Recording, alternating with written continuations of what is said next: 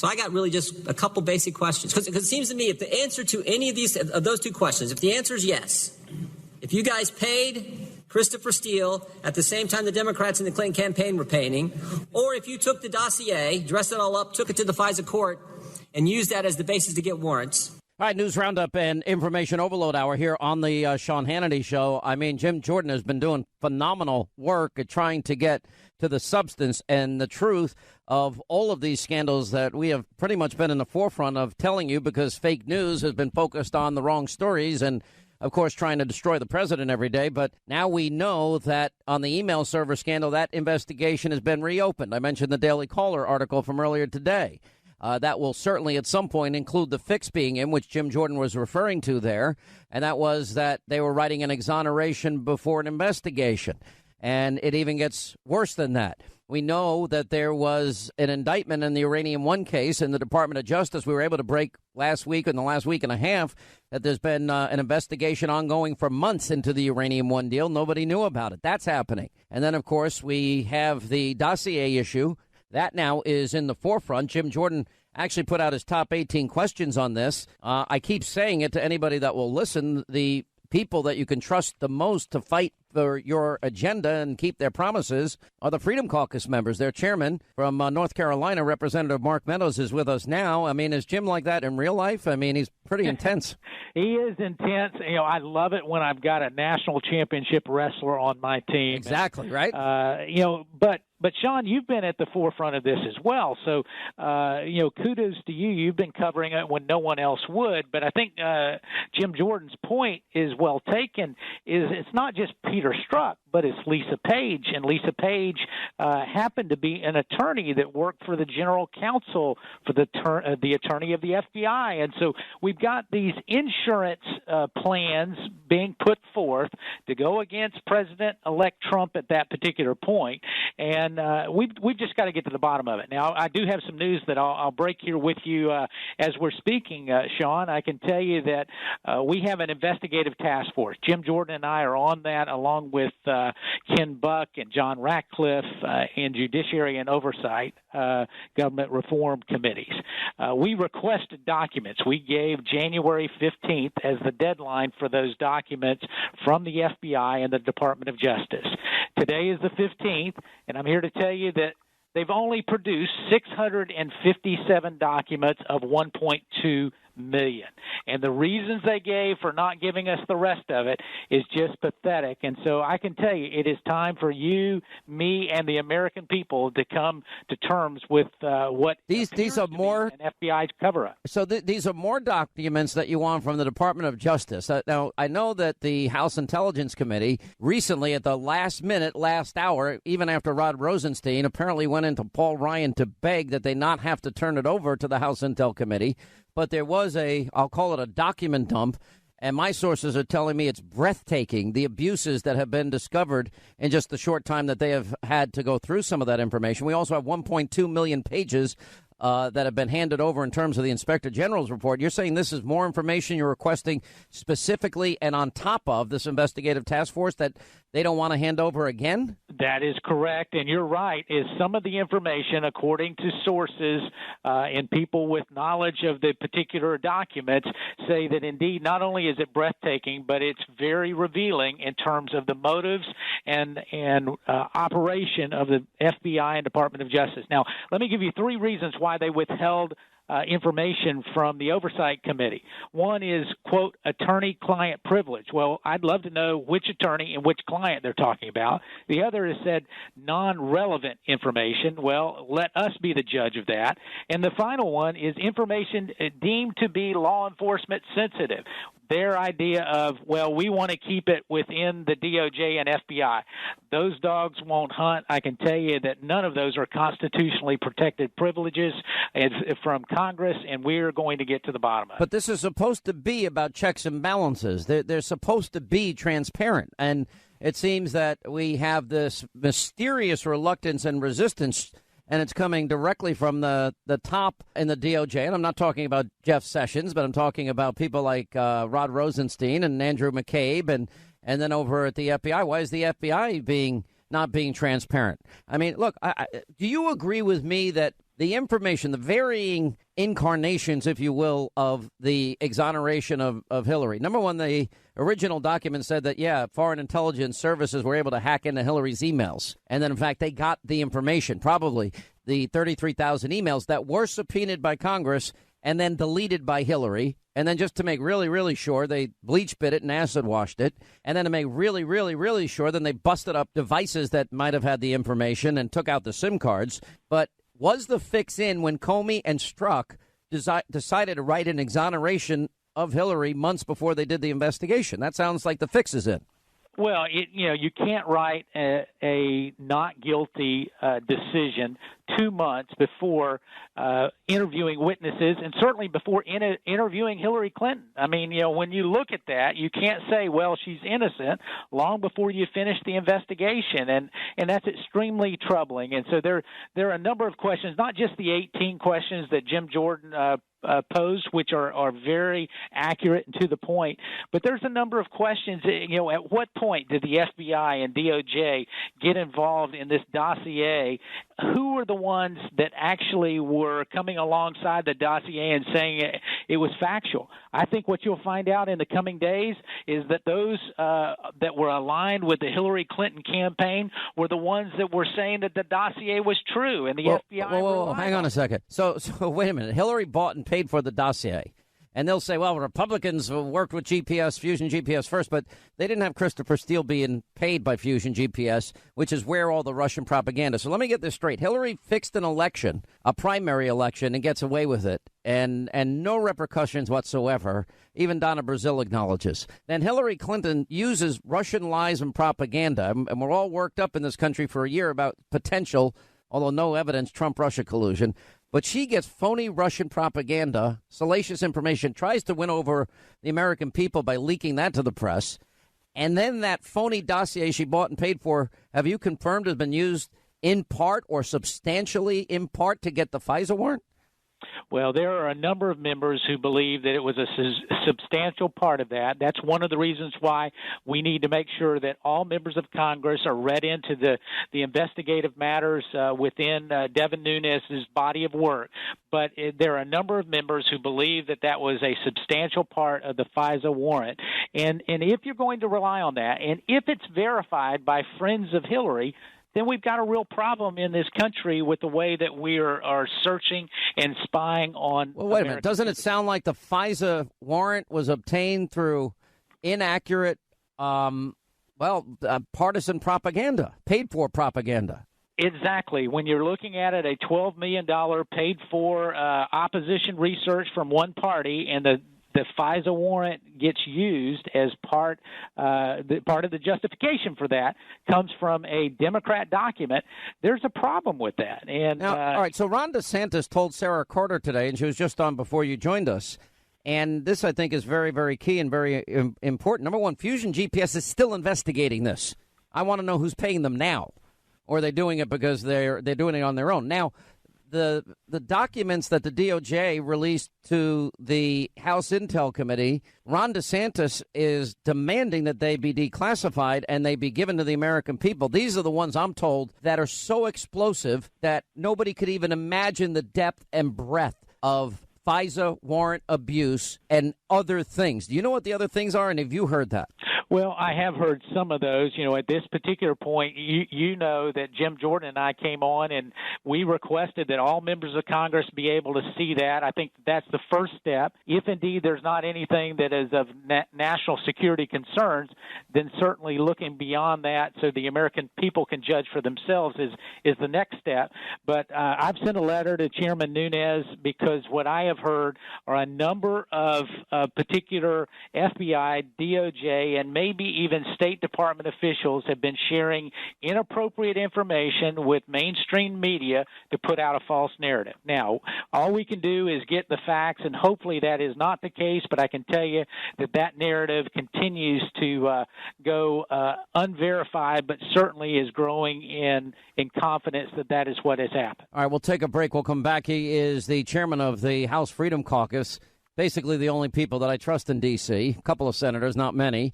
Mark Meadows is with us. Quick break, right back. We'll get to the bottom of this. Also, the latest, the IG has dumped $1.2 million documents on Congress. When will we, the people, get to see those? We'll ask Congressman Meadows that when we come back.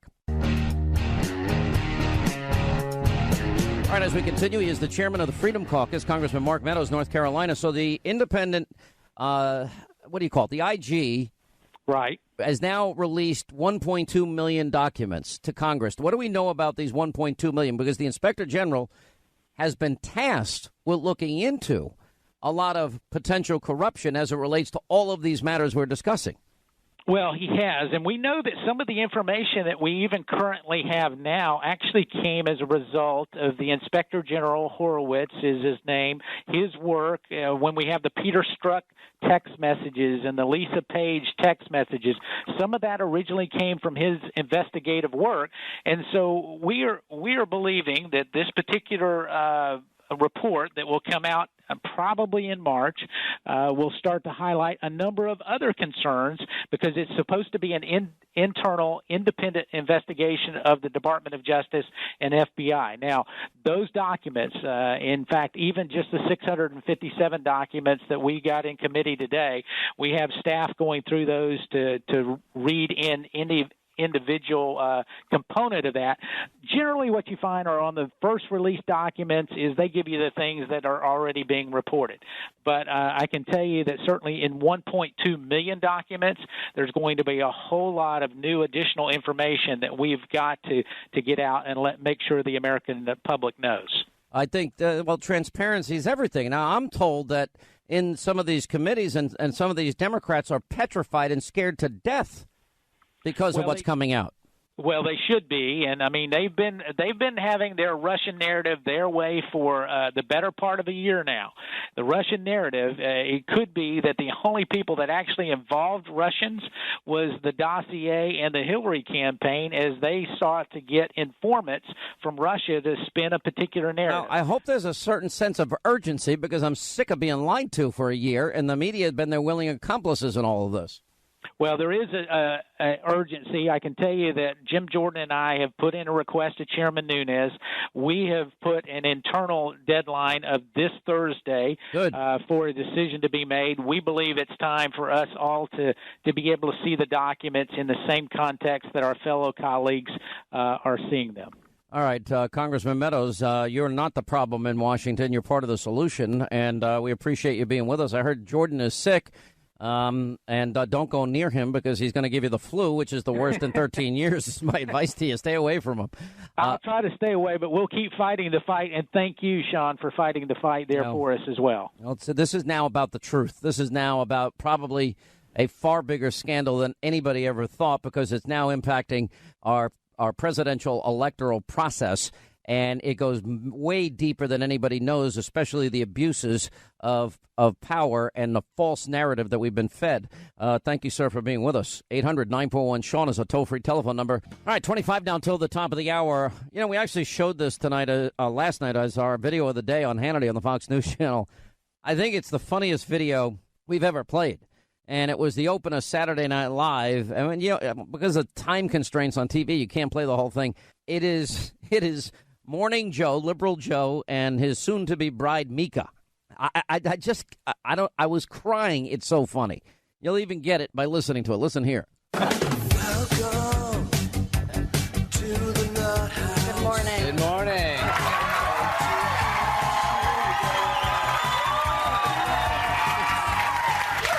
It's a great song. Who is that? Joe, you know who it is. Oh, yeah. It's me. That's my original jam. Welcome to the Nut House. I'm Joe. That's Mika. Willie Geist is here just smiling along. Good morning. We just played that song live last night at Prohibition. Mika was there. I come because I have to. You come because I tell you to. Oh, my God. Can we not be this self-aggrandizing this early in the morning? You're disgusting. And you're foul. I'm going to barf all over you. Let's get to the news. President Trump is at it again. He's using a deeply offensive word when describing Haiti and some African countries. Joining me to break this down is Chair for the Center for African American Studies at Princeton, Eddie Glaude. How you doing? Eddie, this is a blatant example of inflammatory racist language. Why don't GOP leaders condemn this immediately? Well, first, because Eddie, you've studied this stuff extensively, okay? I mean, can you imagine any other president making comments like this? What's your take? I mean, This is not the first time that he said something like this. Is this a surprise given his comments in the past? He's talking about Haitians. He's talking about Africans. And the question is this. When will they get to speak? When is it their turn? How long will they be silenced? I personally... Eddie Glaude, great points. Thanks for joining us. The White House is a cesspool. I can't, and I can't. You know, hey, this one, Mika's been at an 11 for the past year. Okay, I think you're hangry. Okay, this one's hangry. Come on. Hey, who? Calm down. What do you want to do for lunch? I don't know. Yeah, I know what you want. You're a steak Florentine gal. Yeah? You gonna feed me my meat? Because you're a dirty dog? You know I am. Rough. I mean, it's the fun. Isn't that the funniest thing you've ever seen, Jason? I mean, you're crying about this thing. Yeah, I don't normally watch SNL, but when I saw you play the clip last night, I had to watch the whole thing, and it's gold. They have captured those two. I mean, it's like every morning she has the vapors. Oh, Donald Trump. Oh, the vapors. It's like they bubble and fizz and freak out every morning. It's a mental breakdown on TV. Pretty accurate. All right, that's enough of that. Oh, he thinks he's a rock star. It's unbelievable. I mean, so, like they played a parody of the song in the beginning. Yeah, welcome to the Nut House, which is funny. Which is accurate. It really is so accurate. I mean, I know that in their probably deep down in their hearts they think they're right, and they can't be any more wrong. I mean, they are the quintessential example of people that want to be liked, loved, and accepted by the establishment, media establishment, the elites, the rich, the famous, the connected, the liberal Washington establishment. They're dying to be loved and accepted. And it's pathetic. I see two people that live in utter fear and a state of constant disgust. They have so overplayed their hand in their attacks. That's why the parody works. All good humor is rooted in truth. One of people closest to Donald Trump during the campaign saying he's got early stage of dementia. He repeats the same stories over and over again. His father had it, and it's getting worse, and not a single person who works for him doesn't know he has early signs of dementia. This is so unbalanced. This is so... he is not well. He looked like a thug. He looked like a goon. You look at the handshake. You look at this. Just what a thug! What an embarrassment! Look, he's mauling him like an idiot. They see no talent. They see absolutely nothing behind the eyes that they can work with. This is not funny. This is really bad. Just for the record, we're all really nervous. This presidency is rotten all the way to the core and right to the top. Totally unprepared for the job of being president, unfortunately not knowing what he does not know. And possibly all right, I can't take it mentally. I am told that Joe thinks he should be president. I want Joe to run. Let him run. Oh, yeah, you'll see. They'll get on what? Will Jeff Flake be his vice president? He'll probably still pick Snowflake of Arizona to be the VP candidate. All right, let's get to our phones. Dan, Traverse City in Michigan. What's up, my friend? How are you? Good, Sean. How you doing? I'm good. What's happening? Hey, Sean, I want to go to Mueller real quick. And here's proof that he's not an honest investigator, or let's just say lead cop. A lead cop, someone hires Mueller and says, there's evidence that Trump colluded with Russia. So an honest investigator says, okay, I'm going to start investigating and follow the evidence. So Mueller kicks off. He does 3-4 months. He sees no evidence. Trump's the person of interest because that's when they hired how they hired him. And then all this evidence comes out to another person, Hillary Clinton, in her campaign. And so the 3-4 month point, an honest cop following the evidence would go back to the police chief, Rosenstein, and say, hey, look, we need to hold a press conference. There's no evidence that Trump colluded. we need to say he is no longer a person of interest, but all this evidence has come out that maybe Hillary... Let me give you the first example why I know that Mueller... Well, I mean, you could look at his team, right? And Andrew Weissman, 9-0 failure, put that tens of thousands of people out of work and put innocent people in jail, 9-0 Supreme Court against them. On top of that, Fifth Circuit overturns them. I'll tell you why they got it wrong. And I'm the only one, I guess, that has interviewed and taken the time to go to London and interview Julian Assange. And I don't really care what people's opinion of Julian Assange is. That's neither here nor there to me. But the reality is WikiLeaks has never gotten information wrong. Now, you may not like that they put it out there, and I'm sure it pisses a lot of people off. But I think the release of the information warned the American people just how god-awful corrupt the Clinton cartel was. And that's good for the country that happened. Now, I don't want sources and methods, especially America's sources and methods going against evil, released. And that's a different discussion for a different day. Now, if Robert Mueller wanted the truth, he wouldn't have put together the team he put together of basically the merry band of Clinton, Obama, DNC donating Trump haters. But he also would have, the first call he should have made was to Julian Assange. Where did you get the information from? Now, there's only one person in the world that we know for sure might be able to prove beyond any certainty, any doubt, where that information, where those emails came from. And that's Julian Assange. I add one thing? Why wouldn't they subpoena him? Why wouldn't they bring him in? I've been told that Mueller never called him. Go ahead. Can I add one thing? Yeah. Okay, and to pick up on you, if a lead cop, if the police chief sees that he's ignoring the evidence because he's on a corrupt prosecutorial path, the police chief fires that cop because he's ignoring the evidence. He's now trying to ramrod somebody. That's correct. So the fact that someone cannot fire this crooked cop is mind-boggling. Absolutely. Let me tell you something. It's corrupt from head to toe. It's all corrupt. Inside and out corruption. That's all it is. All right. Thank you, Dan. Back to our phones. We go to Gold Canyon, Arizona. Greg, I guess that you have Senator Snowflake is leaving soon. Who do you like to replace him? Well, actually, I'm still in the process of deciding that. I'm definitely torn between Joe and the other two, but I'm still... Kelly Ward is one, yeah.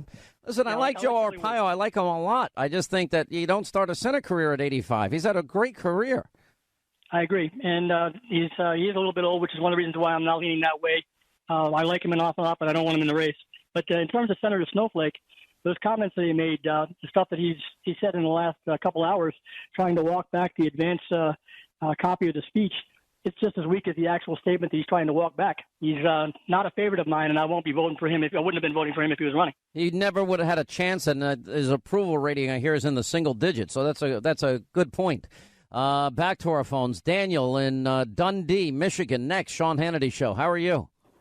Hey, Sean, I'm all right. I probably feel a lot like Donald Trump. You know, the Democrats just don't like me. They continually say he has to repeat himself. And, I have found that I've had to repeat myself every time I'm dealing with a spoiled brat kid that just won't listen. You got to tell them, don't jump on the bed, don't run through the house, don't throw rocks at the window. And you got to tell them over and over again. It almost appears like I'm a nag. So I can understand how Donald Trump feels. He just can't get the truth through to him. It's just no matter how many times he repeats it, they just don't want to hear it. So I probably feel a lot like Donald Trump does.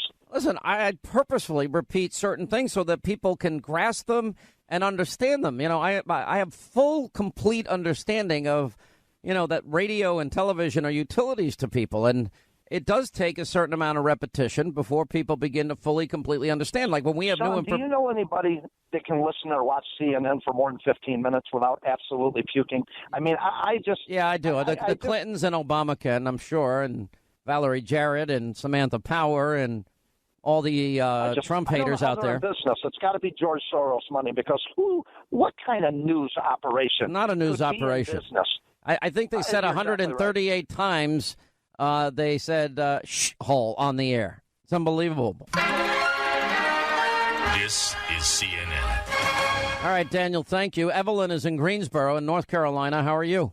Hi, Sean. Hi, Evelyn from New York. I busted you.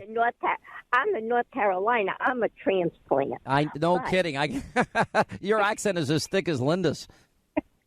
I know, and I've been. By the way, Linda's playing hooky today. She's not at work today. Well, I'm playing hooky tomorrow. We're having 2 inches of snow. We don't play in North Carolina in the snow. 2 inches of snow. Oh, my gosh. By the way, I'll never forget, like once a year, Atlanta and Huntsville, Alabama, once every few years, we get shut down because of an inch of snow. And I'm like, okay, guys, this is nothing. This really is nothing. But, you know, if you're not used to driving in it, I get it. And all the bread and milk it's all gone. Places. Yeah, it's gone. Well, listen, there's usually, you go to a beer distributor and pick up some beer because that'll work better for you. Well, I've been in North Carolina 36 years. I'm not turning southern for anything. And everybody you meet says, where in New York are you from, don't they? Always. And always. Say, you have an accent. I reply back, so do you. What's on your mind today, Evelyn? You sound like a wonderful lady. Well, I love you, Sean, and Thank you. I watch listen to you, and I watch you every night. And I want to remark about these really disrespectful people who are sending these email messages and voicemail messages. You know, you can kill kittens and everything. And the Hannity hotline. No, they said every time I open my mouth, I kill a kitten. Yeah, well, my cat and I watch you every night, and she's perfectly healthy, and we're fine watching you. I'm not in the business of wanting to kill innocent little animals. I mean, I actually like animals. I know. You know, listen, here, it's a sampling of the people that listen that hate the show, and I'm just glad they watch. I mean, and a lot of people say that, how do you take that? It must really bring your self-esteem down. And I'm like, no, it's fine. I can handle it. Whatever the switch is of needing to be liked by my fellow people in the media, I frankly can't stand these people. That's why I've never been to a White House Correspondents' Dinner. I don't want to be around them, ever. And they don't like me, and I don't like them, so it works out perfectly. Take it from where it comes, Sean, and that's my advice to you. Take it from where it comes. They're ignorant, uninformed people. Yeah. That's it. All right. Well, listen, we love you. Thank you for being out there, Evelyn, and God bless you and your family, okay? You too, Sean. Bye-bye Appreciate now. it.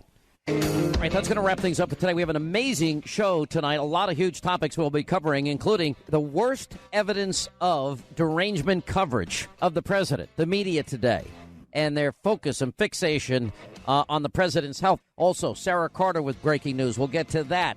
All of our investigations we've been calling for now in full play, but your media ignores. Greg Jarrett, Sarah Carter, Eric Trump tonight will join us. Hannity, 9 Eastern. News you won't get anywhere else. And we'll see you back here tomorrow.